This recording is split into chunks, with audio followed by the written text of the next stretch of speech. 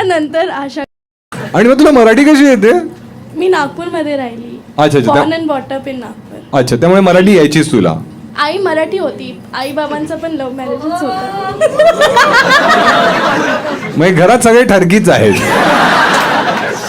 आई मराठी होती. हा, ती मराठी. हे बस, एवढं रिलीजन मध्ये घुसायचं नाहीये. ठीक आहे, माझं चॅनल चालू ठेवायचंय मला. ठीक आहे, आई आहे म्हणजे आता. हो हो. मग होती का म्हणालीस? ती मराठी होती ना, आता पूर्णच बंगाली झाली ती. अच्छा अच्छा. आणि ह्या भाऊंनी बदला घेतला मग. एक नंबर भाऊ, कडक कडक. आणि कसं पाठवलं? ह्याने तुला पाठवलं की तू त्याला पाठवलास? बेसिकली प्रपोज मी केलंय त्याला. अच्छा. आणि अशी काय गोष्ट त्यात तुला आवडली की तू प्रपोजच केलास त्याला? आणि कसा केलास प्रपोज? केअरिंग आहे, चांगला माणूस आहे. चांगला माणूस आहे. आम्ही काय उलट्या करतो मुलांवर? चांगला माणूस म्हणजे काय असं करतो तो? खूप